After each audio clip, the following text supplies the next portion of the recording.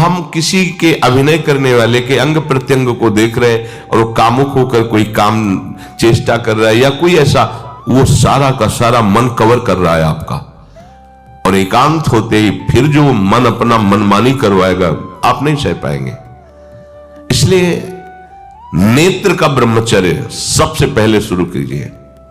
आपको वो चीज नहीं देखनी, वो बात नहीं पढ़नी, वो दृश्य नहीं। श्रीमद् भागवत में वर्णन है, कोई पशु पक्षी भी मैथुन कर रहा हो, अचानक दृष्टि गई तो मानसिक प्रणाम करके दोबारा दृष्टि नहीं जानी चाहिए। इसीलिए लिखा है कि आप एक धनुष भूमि को देखकर, एक धनुष, इसमें किसी की हानि नहीं होगी, आपकी भी हानि नहीं होगी, आप एक धनुष भूमि देख करके ही चलिए। मतलब बहुत लंबी दूरी देखने की जरूरत नहीं है, बहुत दृष्टि उठा करके इधर उधर गर्दन हिलाने की जरूरत नहीं है। और जैसे कि कोई टक्कर मार सकता है, तो देखो जिनको प्रारब्धानुसार टक्कर लगनी होती है ना, वो चाहे जितनी सावधानी से चलो, वो प्रारब्ध आकर के दंड देता है। अन्यथा सीम की चाप सके को तासु बड़ रखवार रमापति जासु। आप जा रहे हो भगवत चिंतन करते हुए, तो प्रभु का नाम आपका पहरेदार अंग रक्षक है, कोई बाल भी बांका नहीं कर सकता। आपका प्रारब्ध यदि आया है और प्रभु से पास हो गया है कि आपको ये दंड मिलना चाहिए, फिर मिलेगा। आप निश्चिंत रहिए, निर्भय रहिए। प्रभु का जो विधान है वो मंगल करने वाला है।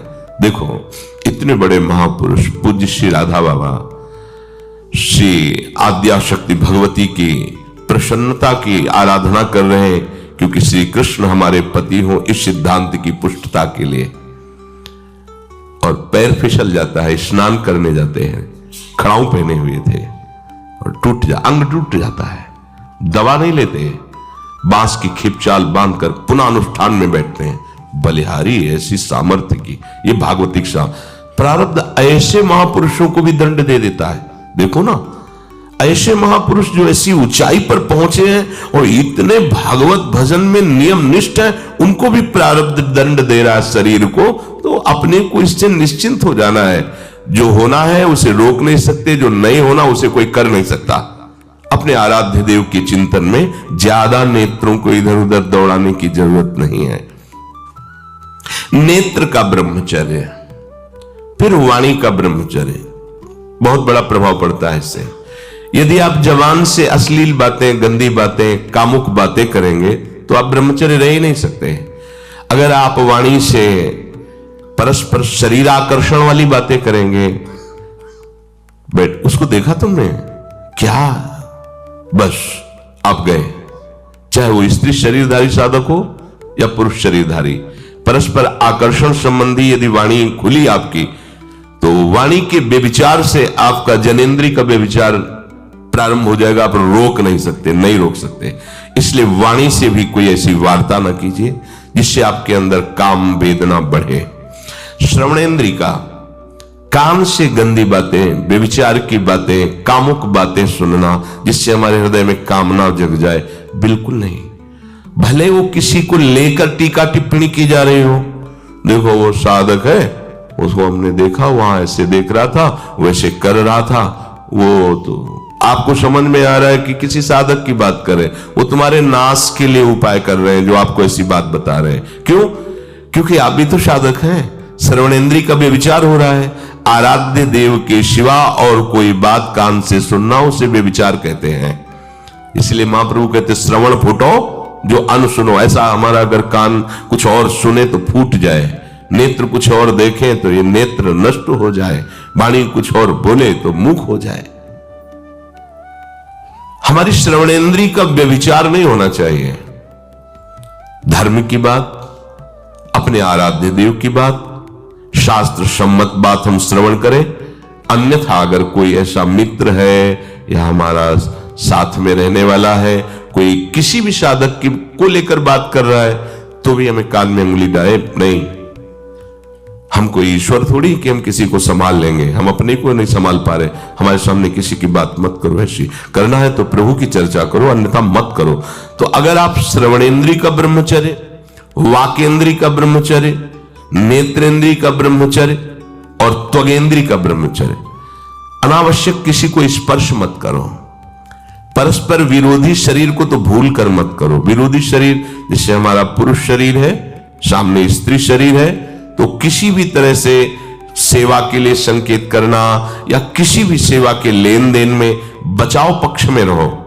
यहां रख दीजिए सामान, फिर आप उठा लीजिए। सीधे हाथ में सामान लेना नहीं, सीधे हाथ में सामान देना नहीं, जमीन में रख दीजिए।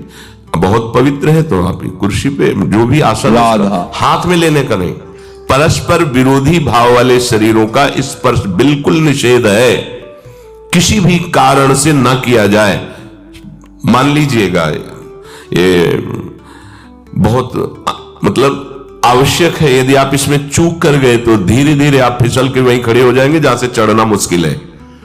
किसी भी साधिका को, किसी भी साधक को परस्पर लेन देन हाथ में नहीं करना चाहिए। मानो हमारी बात, आपको माला देनी, चौकी पे विराजमान करो, हम उठा लेंगे। हमें कोई सामग्री, ये सामान रखिए, आप उठा लीजिएगा। कभी भी कोई भी परस्पर मुस्कुराहट, बातचीत, ऐसे कोई इशारे यदि दिखाई दे तो आप बचो और उसको बचाओ। साधक है, साधिका है, उससे गलती हो सकती है, आपसे भी गलती हो सकती है। आप सत्संग सुनते हैं, आपको लगा कि इसकी मुस्कुराहट, इसकी कुछ चेष्टा ऐसी दिखाई दे रही है जो हमारे अंदर कामुकता पैदा कर सकती है, उसको भी बचाओ और स्वयं बचो, तो भगवान आप पर प्रसन्न हो जाएंगे। वो देख रहे हैं अंदर की बात। साधक को बहुत सावधान रहने की आवश्यकता। ये इसको खिलवाड़ मत समझो, इसीलिए कह रहे हैं ये अध्यात्म है, ये परमार्थ है। आपको लगेगा नहीं कि क्या हुआ, मैं कहां भ्रष्ट हुआ, ऐसी जगह खड़े हो जाओगे कि जान भी नहीं पाओगे कि मैं कहां चढ़ रहा था, दोबारा उत्साह भी नहीं आ पाएगा। बात अच्छे से समझ लीजिए।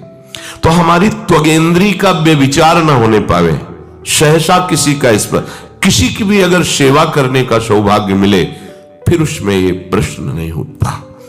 अगर कोई गिरा पड़ा है, भला ऐसी स्थिति में कि मुझे अत्यंत आवश्यक है उसे उठाना, अगर नहीं उठाते तो वो कष्ट पा रहा, अचानक कोई गिर जाए, फिर हम ये नहीं देखेंगे, फिर ये हम सूत्र नहीं स्वीकार करेंगे कि अब हम तो ब्रह्मचारी हैं, अब हम खड़े खड़े देख नहीं, उसको अत्यंत आवश्यकता है हमारी। अब उस समय हम भूल गए अपने आप को और उसको उठा करके अगर हमें अस्पताल ले जाना, अस्पताल ले जाएंगे, जरूरत है हम उसकी सेवा करेंगे। सावधान, वो भगवत भाव से की हुई सेवा तुम्हारे अंदर आध्यात्मिक शक्ति पैदा करेगी, काम भावना नहीं पैदा करेगी। हमारी मां बीमार हो और हमें उसे पता चला कि शौच कर दिया है, हमें शौचाना पड़े, हमें उसका मल धोना पड़े, तो क्या हमें काम जागृत हो जाएगा? क्या मेरी मां है, हमारी बुद्धि कभी ऐसी नहीं होगी। आपका पिता है और आप लड़की हो, कोई दूसरा रह नहीं गया और वो बीमार है, आपको ऐसी क्या काम जागृत हो जाएगा? क्या अगर ऐसी सेवा में काम जागृत होता तो कोई नर्स ही अस्पताल में नहीं होती।